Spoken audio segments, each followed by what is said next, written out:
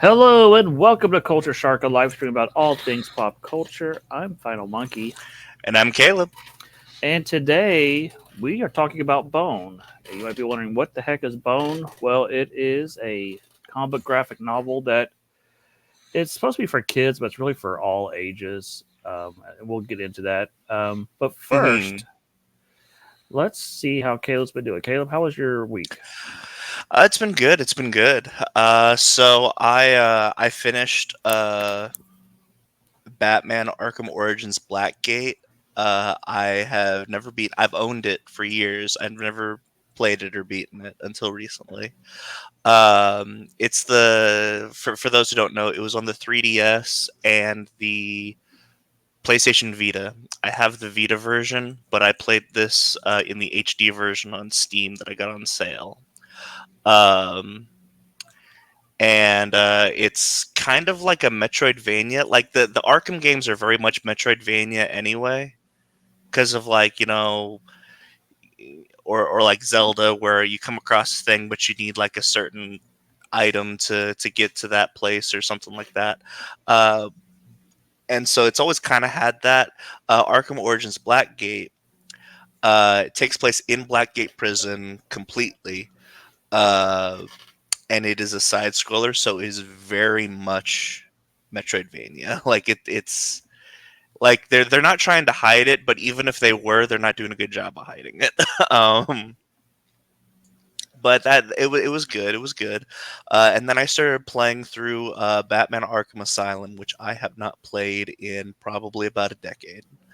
Um, and it's so weird because I've always thought that it was my least favorite of the Arkham games just because it had like so many limitations, and like once City comes out, like everything just opens up and there's so many options. But there's a style that Arkham Asylum has, the original has, that we don't have in any of the other games. Like Arkham Asylum just feels like a comic book.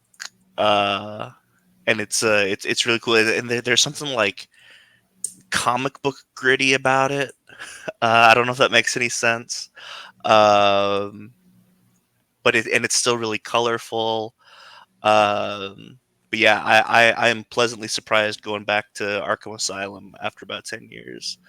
Um, yeah, that's kind of what I've been doing this week. What about yourself? Yesterday, my youngest had his 16th birthday party, um, Hey, which makes me really old. But we took him out. So took him and his friends out to Free Play, which is a was it the local, place you were talking about? yeah, where you get to play arcade games, unlimited arcade games after you pay for the admission. Um, and we went to a different location. They have several locations here, so they had different games. So I sent you a picture of the pinball machine I found, the Yeah, Foo yeah, Fighters pinball machine, which was yeah. pretty cool. Oh, that it's one of my favorites because like you get to like pick your song at the beginning. It's definitely one of my favorite pinballs.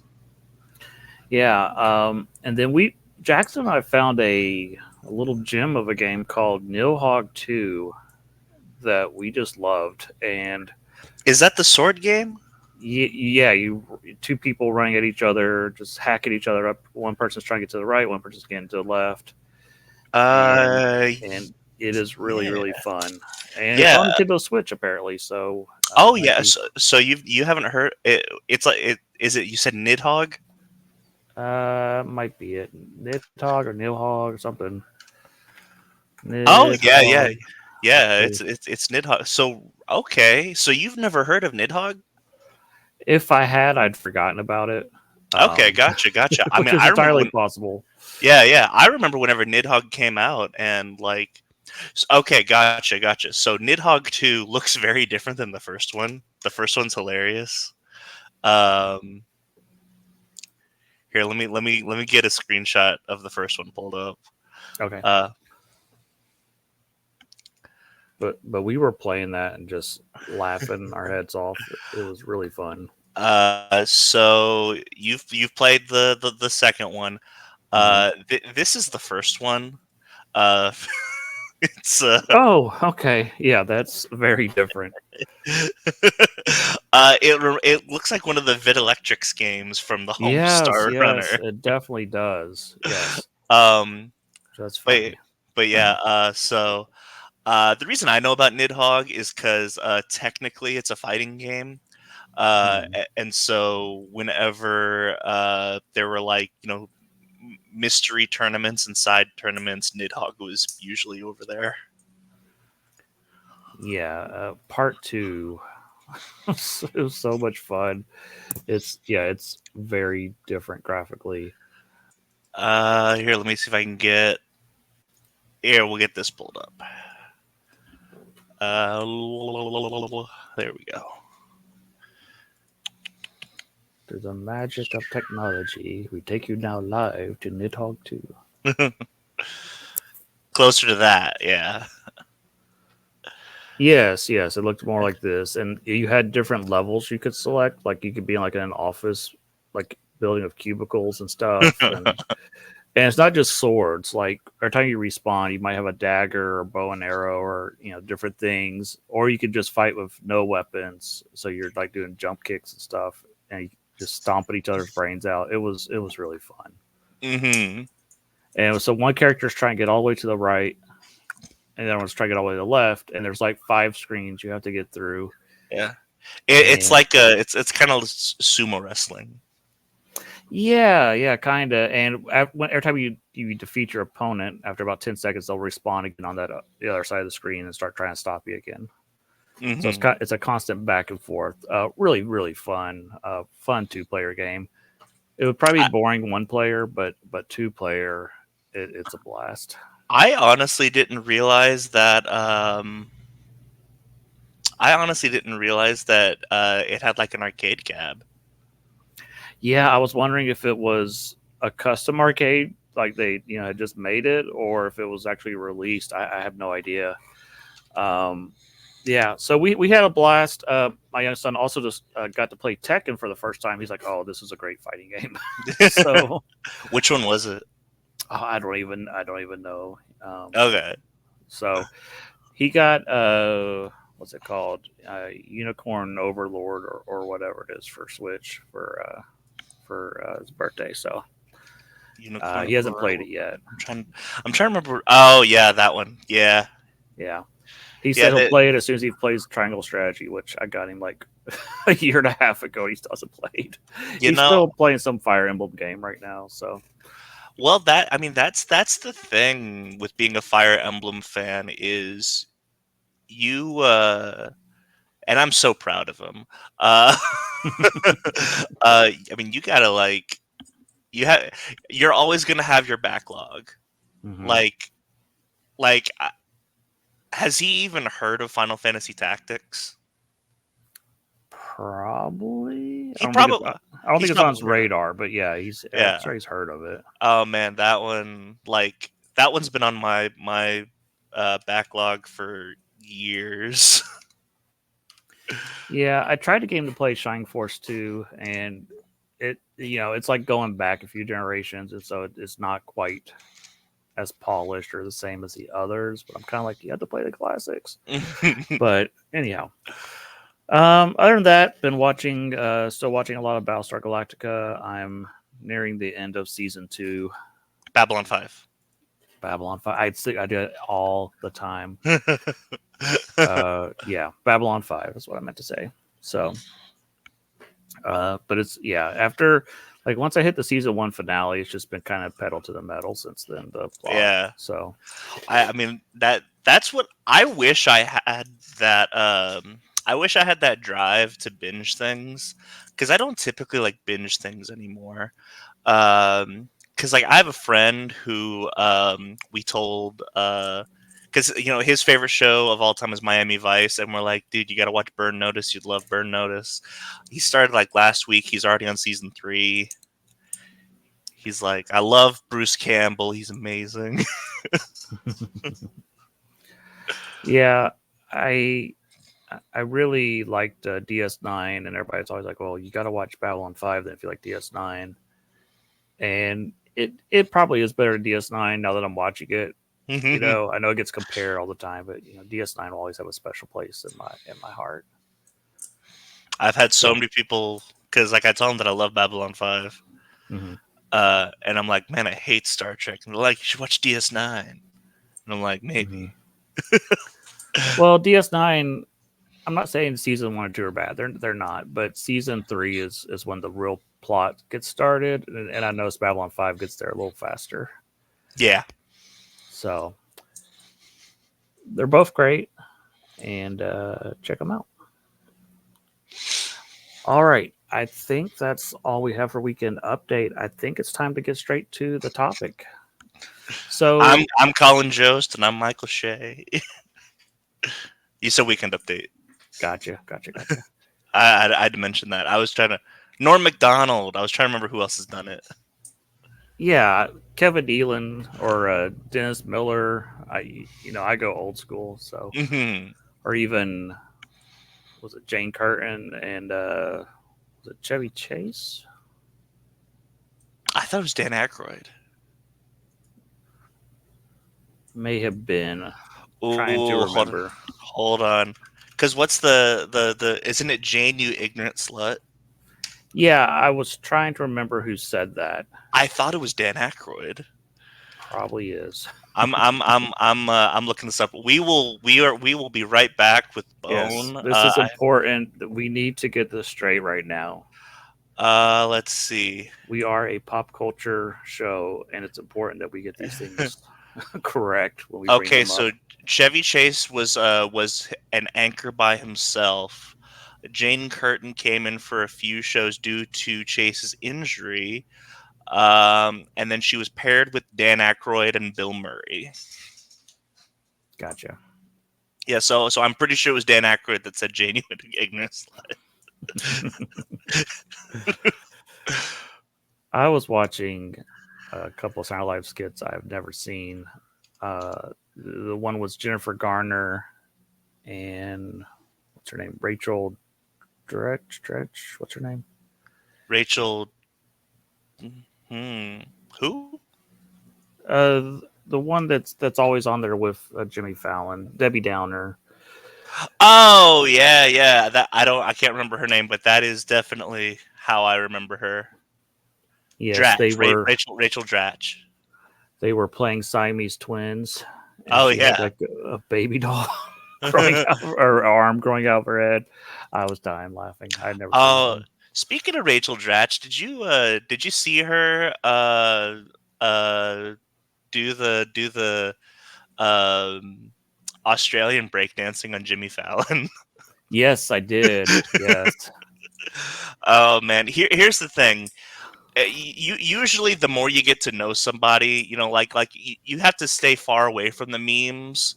Because if you actually get to know someone's personal life, the meme becomes less funny. I think the Yes. more you know about this Australian breakdancer and how she got there, it becomes even more funny. Yes, and there's clips of her husband dancing also. That's Oh my! also funny. Oh man, I pulled up a video the other day of like a top 8 of Australian breakdancing, and I'm like, oh, so does nobody know how to breakdance in Australia? It's a um, shame that they've already killed the breakdancing competition for yeah. the next Olympics. I think it was going to anyway because as far as I can tell, so when it comes to the Olympics, I think every Olympic season there's like one sport that's like somewhat native The region. to the region, and I know they Mhm. wanted to go with like ballroom dancing or ballet, but then the Olympic committee was like, no, we want to appeal to a younger audience. Didn't they do esports also this year? They did do esports, yeah, and But I never heard anything else about it. Once, I don't think it was actually in Paris. okay, um, I know there was the whole, or maybe this is a different thing. The deal with moist critical and his team and customs or something. But that that was something different. He was trying to get Yeah. to the U.S. and they wouldn't let him in the U.S. That's right. Yeah, that was something different. But I do know that they've already announced what the regional sport is going to be for Los Angeles in 2028. And it makes so much sense, you know. It's going to be squash. I don't even know if I know what that is. Squash is it's you got teams of one on one or doubles where you have a racket and a ball and you're hitting it against the wall. You know? Okay, yeah, Yeah, yeah. yeah, I think I know what you're talking about. yeah. I mean, it's very much and this is why it's funny because it's very much a high society sport. Like nothing says rich prick like squash. Which is why it's perfect for Los Angeles.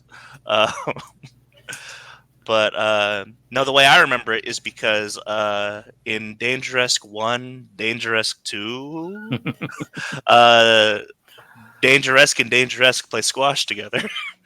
Gotcha. Dangerous is Homestar Runner. Mhm. It's a strong bad Yeah. uh, series. If you don't know what we're talking about, Oh I know man, that sometimes we're talking, it sounds like gibberish, but yes, there's there's something. there's a show. There's a show we need to do something about Homestar Runner. Put it on the list. Put it on the list. So one of our goals for doing YouTube is to introduce people and introduce each other to great media that we don't know about. I'd never heard Sometimes of it's Bone, so yeah, so sometimes it's a movie, sometimes it's a book, sometimes it's a comic book. And I'm just gonna say it. I don't care who knows it. I love Bone. There, you can mhm, make that a sound clip all you want. I love mhm. Bone. It is it has this unfortunate title that is I had trouble titling the video. At first it was it's an innuendo and it's also a it's vague. Like if you just type bone I mean, into a search engine, it's I mean you might get a couple of images, but it's vague. Even that's the I think the worst part. Like innuendo, sure, whatever. I mean, bone. It's it four letters. so I learned about Bone back in the 90s. Wizard magazine was a big thing. That was a comic book magazine. And anytime they would list their greatest stories of all time, they always put the Great Cow Race on there. They love the Great Cow Race. That was the second one, right? Yes, yes. Okay, And so okay. that was early on the series. It was still coming out. So there's 9 volumes, and since then there's been a prequel and then some spin-offs. I think only one of the spin-offs is by actually I'm sorry, there were 2 prequels. One of them has to do with Grandma Ben, and one of them has to do with I think it's like one of Phone Bone's ancestors, Big Johnson Bone, and how he found Boneville. So obviously they know about the bone innuendo. They play into it sometimes. So that being said, like I said, this is always on like the best of lists. You'll see these in libraries quite often in the kids section. So we're checking them out. When they first came out, they were in black and white, and then later they were republished in color, and then they were published in a all 9 volumes in one book set. So I mean that one's like it's like a phone book. It is huge. You might see that one at your bookstore. But we're going to talk about Bone today. It's by a guy named Jeff Smith. Uh, it's kind of a mix of a lot of different things, a lot of classic cartoons. It's, there's a mixture of a little bit of Popeye mixed in there with Snoopy and Pogo, Donald Duck, Scrooge McDuck. But it's also mixed with like Lord of the Rings when you start getting into what the main story actually is, and it does take a while to get to the main story. It is this big, huge, sprawling adventure. And it does remind me of stories like Lord of the Rings or Narnia or that sorts of things without the religious elements. Here he comes back in. Caleb's coming back in. Sorry, we. So there's like road closures like right outside their house, and it might have something to do with power lines. Gotcha. Yeah. So I was just talking about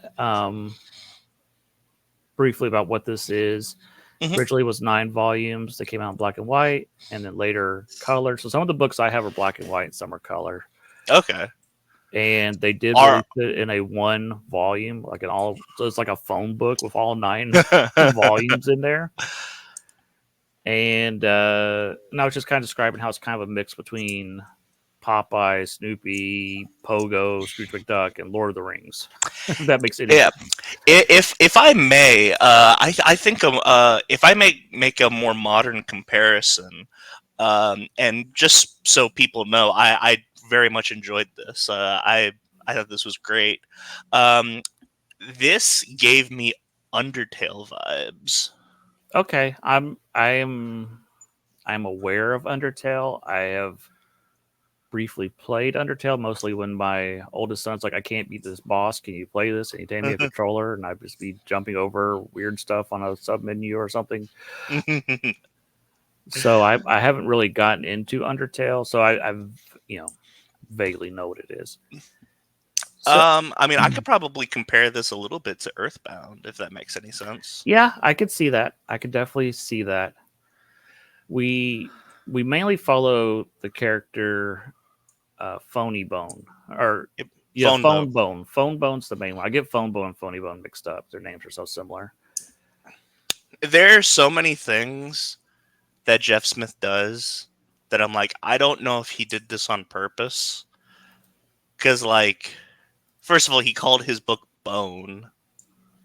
Um, but second of all, like having two of the main characters be Phone and Phony, I don't I don't see the and maybe it actually comes around in like volume 8 or something like that. But just the too similar of naming conventions, so I don't know if that was on purpose or not. Well, I think I'm trying to remember what Phone Bone's full name is. I think they say it. It's like Phonical, or Yeah, it's it's a something like that. longer name. So our story is mainly about. Oh, and I was going to say that he actually did comic strips in college that were kind of like where he was kind of fleshing out the story and stuff. So the comic strips are called Thorn, and there's a collection of those. And it was more about Thorn and the bones.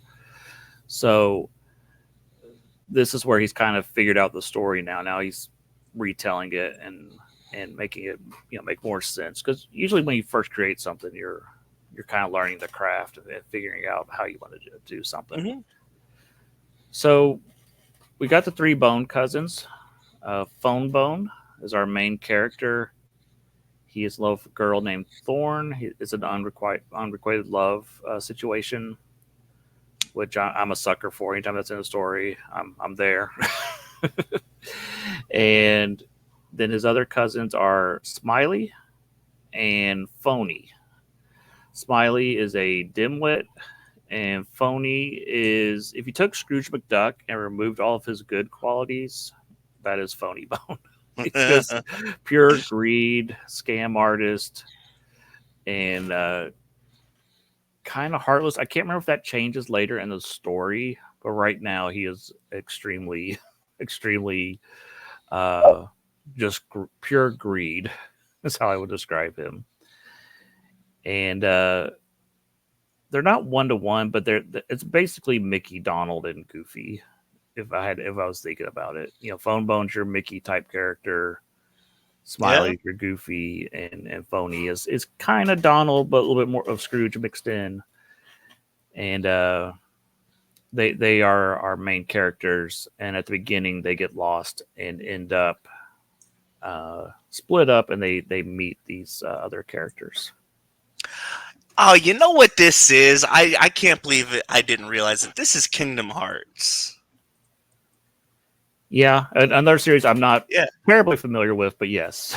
Well, okay, so Kingdom Hearts, at least up until like Dream Drop Distance, it wasn't just Disney; it was Disney and Final Fantasy. Hmm. And so like you get your characters like Rose and Thorn, and I'm like these are Final Fantasy characters, and then you got Mickey, Donald, Goofy. Oh man, they're gonna start talking about that darkness and like it, Volume 5 or something. I don't think there's darkness, but yes, it definitely. I compared it to Lord of the Rings. It very much Yeah. gets into fantasy. There's dragons and there's some evil creatures that we're ancient creatures that we're dealing with. We get some hints about the Lord of Locusts in this book, but that'll play a major role later on. One of my favorite parts of the book is the stupid rat creatures. These are dim-witted creatures that have been sent to capture Phony Bone. For some reason, they're after Phony Bone, and you'll figure out why in a couple of volumes. We mainly focus on two of them. I don't know if they ever get names, but they are always extremely hungry. They're always running into Phone Bone, and they're always talking about quiche. That's all they talk about is quiche. It is a very funny running joke, and usually whenever they're chasing Phone Bone, it's just the comedic timing. I can't really describe it until you see the book. There's like they'll be chasing Phone Bone. He'll fall off a cliff and he's hanging on a limb. And he's like, "Phew, I made it. The limb saved me." But no, stop, guys, stop! And they all jump onto the limb with him, and it cracks. And then he'll scream, stupid rat creatures!" And they all fall. There's several moments like that, and it's just great. I pulled up a couple of pictures just to show you some of the comedic timing because I think you really have to see it to appreciate it. One of the things is Phony Bone and Smiley Bone are running a scam, and I've already forgotten the character's name. What is the guy's name that runs the bar? Lucius? Is that him? Oh, It is Lucius. Lucius, Yeah, Lucius. Lucius down, Yeah. So Lucius down. Lucius figures it out, and he's gonna make a bet and screw up their plans. And you just see here the comedic timing. It is very, it's almost like vaudeville, almost like you're looking at like it's like they set up the joke, you see the facial expressions, and it pays off like over and over. Dun, dun, dun, dun, dun, boom, you know, and it's done so well. Like this is almost like a master class in how to do facial expressions, how to tell a story, how to tell jokes, and it, he's so good at it. It's like how does he make it look so easy? Well, and that's the thing is the art style is it's so complex, because like you've got the bones, which I mean, honestly, are very simple to draw, but you look at like his human characters, and Yes. they're so complex. And even then, like you draw one of the bones wrong, and it looks really wrong. Yeah, it's kind of like Snoopy, where Snoopy looks like he's really easy to draw, and then he's not. You get the ear too big or the nose too big or the size or whatever, and it just looks off. And so again, the jokes are really funny in here. The humor is pretty constant, but there's also I don't want you to think it's just a pure comedy book because there is a bigger epic story going on in the background, and you don't really see it totally unfold until towards the end of volume 3. So today we're looking at the first 3 volumes, and yeah, it's just really good storytelling. Yeah, yeah, this is definitely the vibe I got was if this is Lord of the Rings, I would say that this is probably uh it's like one of two things. It's either whenever they officially form they officially form the fellowship and they leave off. And that's when this kind of ends, kind of at that point, or like whenever they reach the tavern before they're attacked um, by the ring wraiths. Because in Lord of the Rings, that's in my mind when the adventure begins. Right. Um, or like in a video game, the first three volumes is Child Link, and then at the end, Link pulls the Master Sword. Like the adventure begins Hmm. at the end of this, in my opinion. Yeah, it's kind of, if you're doing the hero's journey, it's the call to action at the end where Yeah, they're yeah. leaving. And so I pulled up another picture here, just some of the art where they're hiding from the rat creatures and storming. It's pitch black, and then the lightning hits. You see they're just surrounded by rat creatures. It's just really good storytelling, and you know, this is like over and over on every page. He just nails the art, and You it's know, so good. let me ask you this because I have an opinion on this. Do you prefer Mhm. black and white or color? I sometimes this looks way better in black and white, and sometimes it looks better in color. It just depends on the scene. Yeah, if you had to pick one, because depending on the scene, like doesn't really like if you had to pick one, because honestly, I'm kind of digging the black and white more.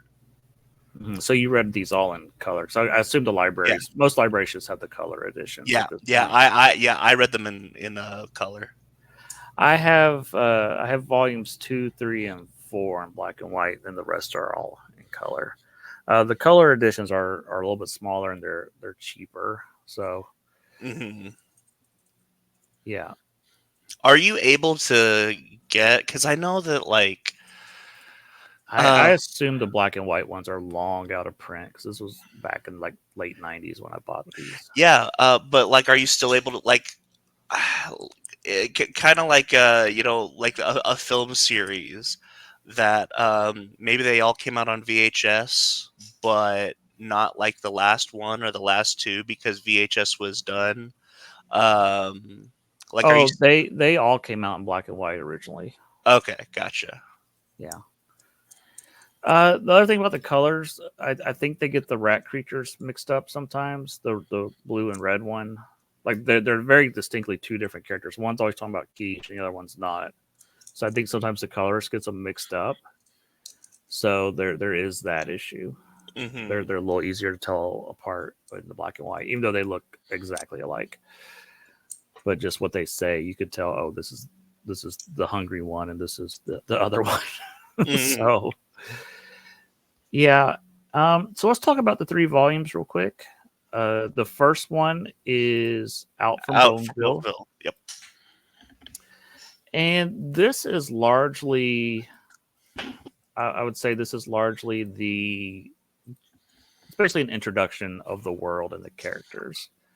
Not too much goes on plot wise, other than the three cousins getting separated by a swarm of locusts that attacks them.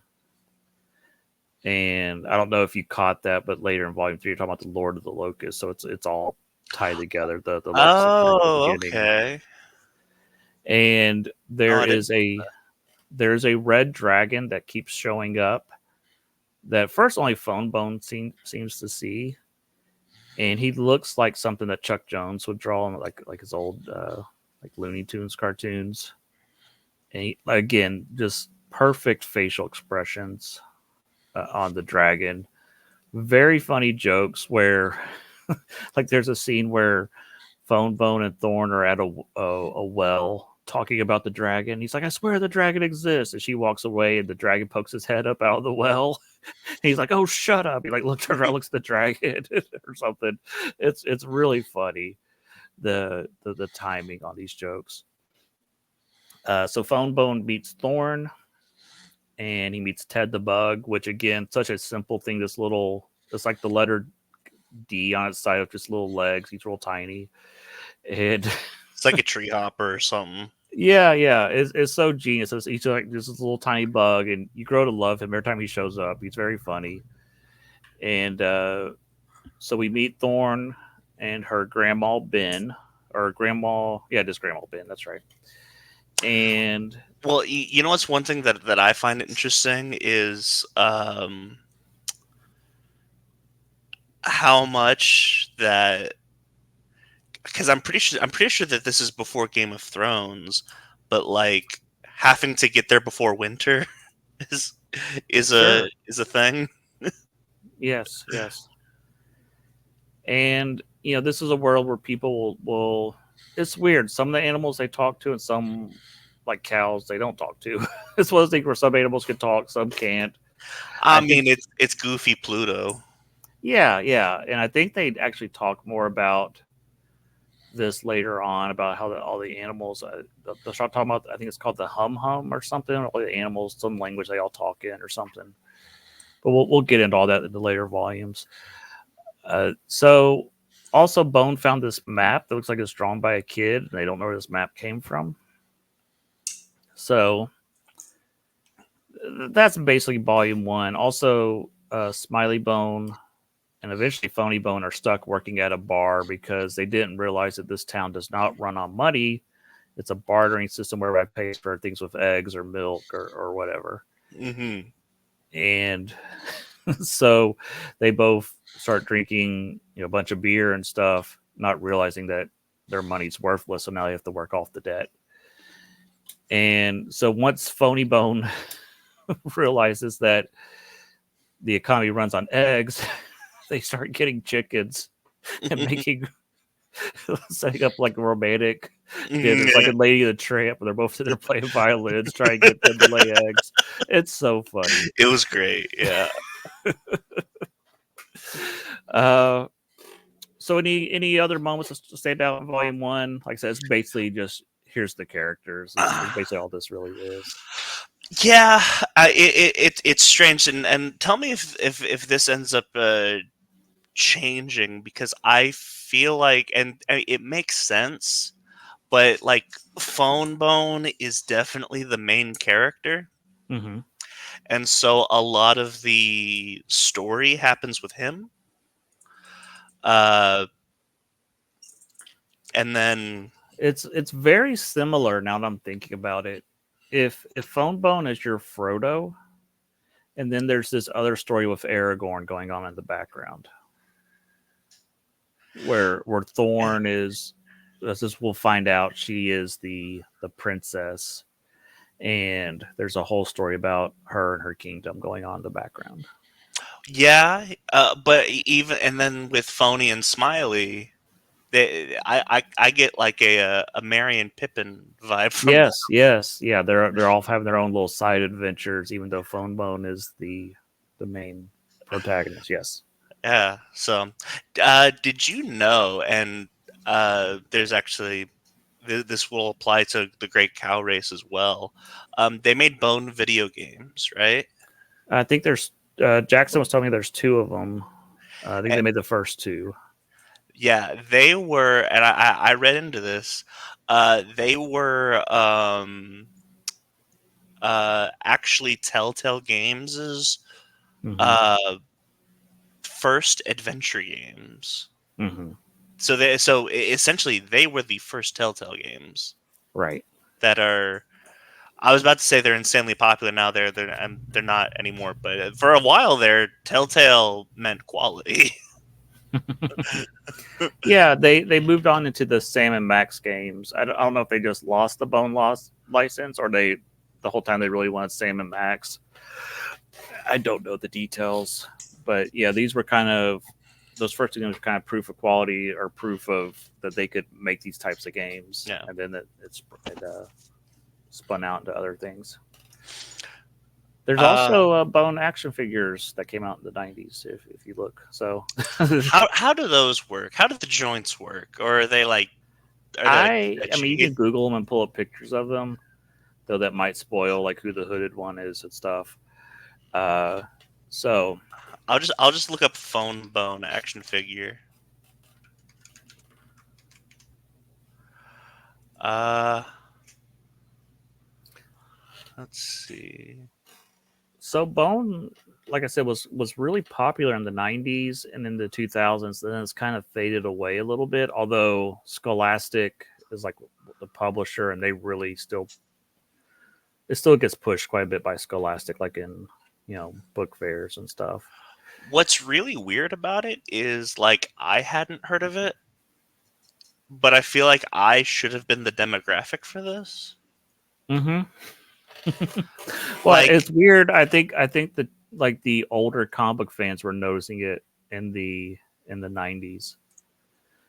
So yeah, these look more like figurines than yeah, a little bit like the Homestar Runner, like ones that they made where they just not too posable, but yeah. The posability was what I was curious about. um, but yeah, no, it's weird because like I was I was homeschooled, but I wasn't homeschooled until like halfway through fourth grade, mm-hmm. and so like I feel like I would have heard about this in like second or third grade. Right. It's really weird. Like I don't know. Yeah, I and, don't. and it it is a story for kids. It does get quite a bit darker later on. I mean, characters will die and stuff. It but it's one of those things that appeals to all ages, like Yeah. Muppets being for kids, but it also works on another level where there's jokes that are not like body adult jokes, but jokes that will fly right over a kid's head. And I try not to gush too much, but I just love the series. And it's just fun talking about it just because, like you said, nobody these days nobody knows about this series, and it's just a lot of fun. Let's talk about Volume 2, The Great Cow Race. I think this one was my favorite. Yeah, it's a lot of people consider this. I would say probably the high point of the series. I know there's like 7 more volumes, but this is one. It's like perfect. It's like the timing, the jokes, everything just comes together. This is the one that's like, what is bone? Read this one. Yes, basically, we haven't really talked about Grandma Ben too much. She's this old. She looks like just a sweet old, like if Aunt May was on steroids, kind of. She's just this country grandma, but she's like tough as bones, like almost like a Popeye type character. Like if all the bad guys show up, she's gonna be right there in the fight, just beating the mess out of them. And she talks quite often about fighting in the Great Rat War or whatever, against all the rat creatures. And I think it's Barhaven is the name of the town, or maybe it's the name of the bar. They have an annual race where Grandma Ben just races against a bunch of cows, which you know, kudos to Jeff Smith. That's kind of very creative. I would not think, oh, let's have an old lady race a bunch of cows and we'll make it a funny thing. Do you know what it really reminded me of? It reminded me of. Have you ever seen the movie Napoleon Dynamite? Yes. Okay, so there was a 6 episode cartoon No, I'm based not on. familiar with the cartoon, but I have seen the movie. Okay, so there's an episode called "The Bed Races," Mm-hmm. where it's just a race that the town puts on, where they put their beds on wheels. You have one person who's asleep in bed, and their partner is pushing the bed, and so it's A, who can cross the finish line first, and B, who can get to sleep the fastest.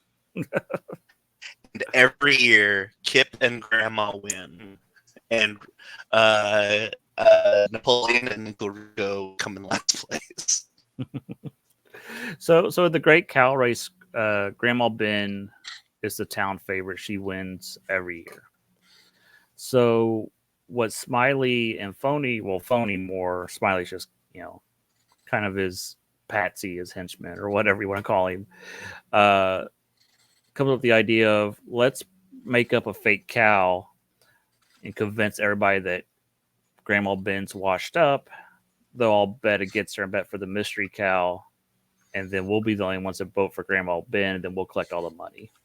It's basically, and when I say money, I mean eggs. And so they come up with the scheme, and they make a costume or Smiley makes a costume, I should say, to fool everybody. And again, this reminds me of if you've ever seen old Snoopy cartoons where he'll dress up as the masked marble and it's just Snoopy with a eye mask on. You're like, well, it's obviously Snoopy. This is obviously a fake cow. And It reminded me of Larry Boy, the cartoon, where uh, there was like a cow that would shoot cheese and then steal people's picnics. It was obviously a fake cow that they put um, over themselves, and it's yeah, Larry Boy, so they're vegetables. yeah, and it's like Wallace and Gromit, the penguin that dresses as a chicken by just putting a red glove on his head. It's very obviously fake, and they never let the townspeople get a close look at the cow. And so, for the most part, their scheme is working. Everybody's voting on the mystery cow. Grandma Ben's getting depressed because nobody believes her anymore. And so Lucia starts to figure out, wait a second, something's not right here. And so Lucius ends up betting the whole bar and everything on Grandma. Yes, place your bets here. Ends up betting everything on Grandma Ben and ruining their plan. So the plan was just to lose to Grandma Ben. Well, now they have to win, and it's just really funny. Here, let's watch this scene. I'm curious how they animate this because I showed the picture from the book earlier. I'm putting it on Grandma Ben. They did the thing. It's kind of like One Piece where they do these outrageous faces every once in a while. Yeah, so there's I just love that he's just like an anthropomorphic cow. Like, it's really funny because they're. I don't know if you noticed in the art when they're introducing the cows at the race and they're all lined up and they announce the mysterious cow. And you just see at the end of the line, Phony or Smiley sticks his head out and waves at the crowd. And so, as you can see here, Phony gets trapped in the cow costume with him. Like I think Lucius or somebody was chasing him, or something happened, or he thought. I think he just thought that Smiley was going to screw it up, so he jumped into the suit with him because now they have to win. So while this is going on, go while, mystery cow. while this is going on, Phone Bone starts getting chased by rat creatures. And first, it's just the two dim-witted ones. Well, then he runs into like a pack of like 100 of them, and so they're all chasing them. The Great Cow Race is going on, and then both groups just collide into each other into mass chaos. I mean, there's rat creatures punching cows in faces. It's just it's just bonkers. And then Grandma Ben crosses the finish line first, and then this huge swarm of everybody just crosses after her. It is we can't describe it enough. And even that video clip did not do it enough justice. It is hilarious. It is perfect storytelling, perfect comic book work. It is just amazing. You know what's funny? So you know how like you read you know how like you read and then like you have the voice in your head. Mm-hmm. I had like the Animaniacs in my head, like like so basically Smiley was for some reason I had Phony as Yakko, and then I just had Elijah Wood for Yeah, for phone, just because like that's all. But I don't know, like my world is crumbling around me. Just having Wackos or Yakko say that. yeah. I'm I could not see. Smiley. I'm a real cow. I could see Rob Paulson do like a swarmy Yakko for phony. I could definitely see that. So the townspeople hate uh, phony and Smiley now. They run them out of town, but Lucius pays all the debts off. But now these two are stuck working at the bar forever. They return back to Grandma Ben's, and now we're getting into Volume 3, Eyes of the Storm. This one is much more backstory heavy, where you're kind of figuring out what the main story is actually about. They You find out, and so we're gonna get into some spoilers here if you were actually planning on reading this. So I think we've done a pretty good introduction of why you should read Bone. Hmm. It's fantastic. Every library, I think, is required to have this. This instead of Dragon Ball for whatever reason every library has. So highly recommend you check it out. It's a great story to read for your kids. It does get a little darker towards volume 8 and 9 towards the end. Uh, if there's any language, it's very minor. So highly recommend it. But let's get into the spoilers here.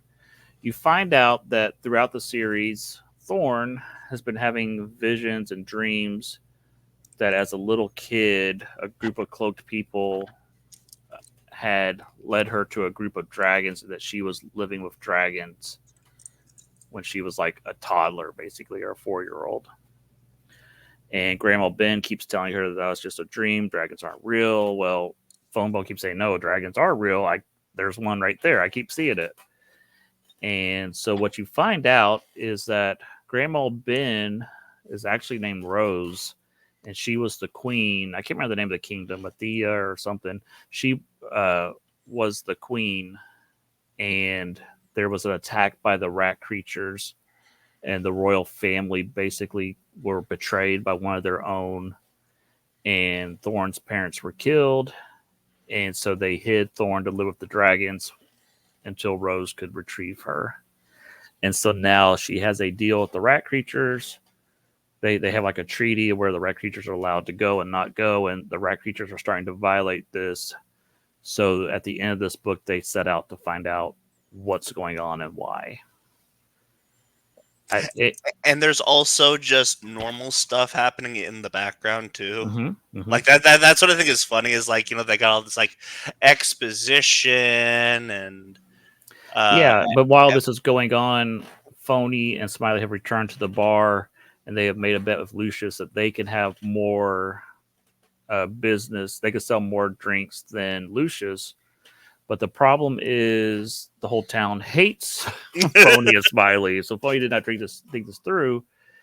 And once they slip up and mention that there's dragons, well, now Phony has said he's a dragon slayer, and he will protect them from the evil dragons. Now all the people in the town are on his side again, and so that's where the next volume is going to go into all the wacky stuff about what happens when Phony and Smiley go try to capture a dragon, and just it's gonna get wild. So we're gonna kind of stop there with, because we're gonna split this into a 3 part series. So because this, I'm pretty sure they split it into a 3-part series. yeah, this is like Act 1, and then we're gonna get into Act 2. I'm on the Wikipedia as well. It looks like that the first part of the saga, which is what we have talked about today, is Mhm. called Vernal Equinox. Okay, I don't know what Yeah. that means. But okay. I don't either. The other two have better names. The next one is called Solstice, and then the last one is called Harvest. So, well, we went with Vernal Equinox for the first part. Yeah. So one of the characters we have not talked about is there is a mysterious hooded one that is after Smiley for some reason. This person controls the rat creatures. Like the rat creatures have entered some type of pact with this character, and this character has also entered into a pact with um, the Lord of Locusts. So it's almost like an Emperor Vader type deal with the underlings, and so we'll definitely learn more about them as the story progresses. I don't want to say much more about that, and yeah, I'll just leave it at that. So to me, this would be the perfect cartoon, and I've read about that whole debacle. yeah, they have been trying to make this for 20 years or whatever, and I think Nickelodeon has had the license for a while, and Netflix, and maybe Pixar, somebody. To me, this would be a perfect trilogy. You got the three acts, and for whatever reason, it's just never worked out. And it's like you have the storyboards, it's the comic book.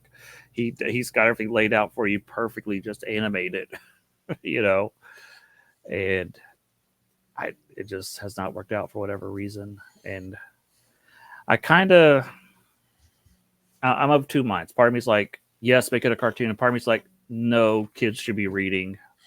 This is perfect for kids to sit down and read. This should never be animated. I think that kids will read it if they watch it.